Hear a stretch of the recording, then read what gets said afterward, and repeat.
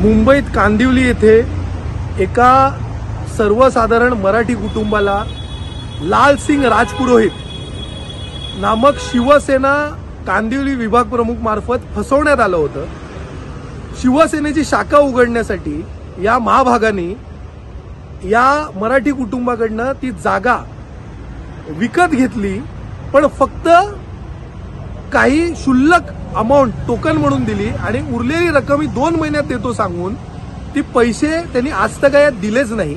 आणि जेव्हा हे मराठी कुटुंब त्यांच्याकडे पैशाचा तगादा लावायला जात होते तेव्हा या पुरोहित नामक व्यक्तीने शिवसेनेचं म्हणजे त्या शिंदे गटाचा धाक दाखवून की आम्ही सत्तेत आहोत वगैरे, तुझ्या मुलाला तुझे हातपाय तोडून टाकू, अमकं करून टाकू, तमकं करून टाकू, आता पैसे विसरा, जेव्हा येतील तेव्हा देईन, अशा प्रकारची दमदाटी त्या परिवाराबरोबर केली। शेवटी ते परिवार हतबल होऊन पोलिसांकडे गेले, पण पोलिसांनी देखील कोणतीही कारवाई केली नाही। म्हणून त्यांनी डीसीपीनं पत्र लिहिलं 6 तारखेला 6 जानेवारीला, पण त्यावर देखील कोणतीही सुनवाई झाली नाही। शेवटी ते परिवार हे शिवसेना नेते आदित्य ठाकरे साहेबांकडे काल आले आणि त्यांनी त्यांची व्यथा मांडली। त्यांनी त्यांच्याबरोबर होत असलेला अन्याय सांगितलं आणि कशा प्रकारे पोलीस कारवाई करत नाहीये, एफआयआर होत नाहीये, का होत नाहीये, कारण तो शिवसेनेचा विभाग प्रमुख आहे आणि तो राज्याच्या गृहराज्यमंत्रीचा खास व्यक्ती आहे आणि कदम कुटुंबांचं त्याच्यावर वर्धस्त आहे।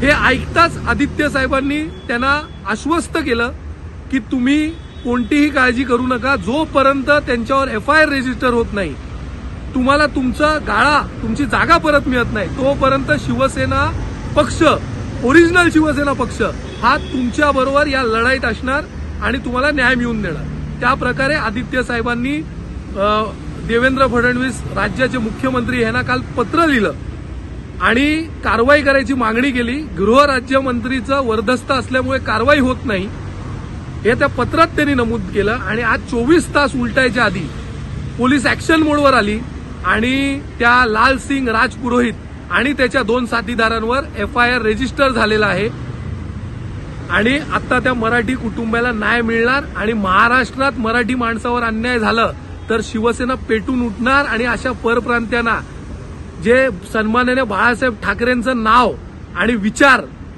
आमच्याकडे असं सांगतात आणि अशा मराठी माणसावर अन्याय करतात त्यांना या खऱ्या शिवसेनेच्या बाळासाहेबांच्या वारसदारांचं लाथ हे वारंवार बसणारच।